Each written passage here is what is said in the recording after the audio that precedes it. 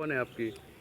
वैसे तो कहना नहीं चाहिए, बहुत शर्मिंदगी वाली बात है कि मैं उसको बहन कह रहा हूँ, क्योंकि बहन कहने लायक तो अब है नहीं। अगर जो बहन कहने लायक होती तो हमारे जीजाजी के साथ रह रही होती। तो आज ये पकड़ी गई हैं, पुलिस लेकर आई है, आप क्या कहना चाहेंगे इस पर? जब पकड़ी गई हैं तो अब ये देखो उसकी इच्छा है, जैसे अगर वो जो भी पैसे लेके गई है घर से और जो भी जेवरात लेके गई है, आप लोगों को सब लोगों को मालूम है और पूरे हिंदुस्तान को भी मालूम है इस बात का। लेकिन जो पैसा और चीज़ जो जेवरात लेके गई है वो तो मिलना चाहिए। और दूसरी बात ये है, जो इन्होंने घिनौना काम किया है दोनों ने, उसके ऊपर भी थोड़ी सुनवाई होनी चाहिए। पर महिला का तो ये कहना है कि कोई जेवरात नहीं लेके गई है, ना पैसा लेके केवल मोबाइल। इस चीज़ का गवाह मैं हूँ, क्योंकि मैं उसका भाई हूँ, मुझे मालूम है जेवरात कितना था कितना नहीं था। और कभी भी एक भी रुपये से कभी भी दुखी नहीं रही है, क्योंकि मेरे सामने मेरे जीजाजी गुटखा खाते हैं तो गुटखा के लिए भी इसके पास से पैसे लेके जाते थे। अच्छा, इन्होंने जैसे आरोप लगाया है कि वो शराब पी करके पीटते थे, ऐसा मैंने कभी नहीं देखा, क्योंकि मैं यहाँ पे 2-3 महीने 6 महीने रह के जाता हूँ।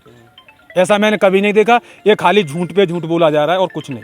अच्छा, तो ये अब आप अपनाएंगे या नहीं अपनाएंगे? आप देखो, मेरी एक ये गुजारिश है आप लोगों से और पुलिस वालों से कि मैं खाली उन लोगों से 2 मिनट बात करना चाहता हूँ।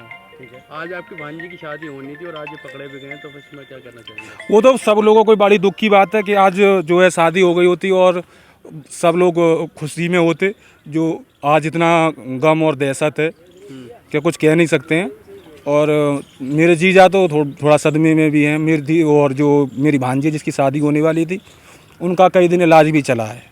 अच्छा, जैसे कि जब इस मामले की शुरुआत हुई तो क्या आपको कभी शक नहीं हुआ कि आपकी बहन का इस तरीके से किसी से संबंध जुड़ रहा है? मैं यहाँ पे था ही नहीं सर। मैं साउथ में आंध्र प्रदेश में था और ये 6 तारीख की घटना हुई थी और 7 तारीख को मैं वहाँ से निकला था। जब फोन पर भी कभी बात होती होंगी तो ऐसा कुछ नजर नहीं आया?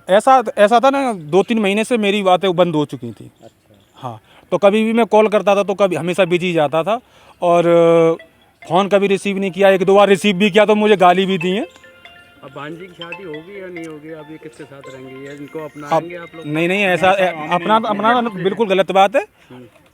लेकिन जो जेवरात और पैसा है वो मिलना चाहिए। ये जो मेरे छोटे भाई की औरत है, पड़ोसी की, जितेंद्र की, सब हम इसको रखना नहीं चाहते हैं। जितना सामान लेके गई हैं, जितना हमारा सामान वापस देना चाहिए। लड़की की शादी थी, बेटी की, बेटी से सब उद्धार होना चाहते हैं।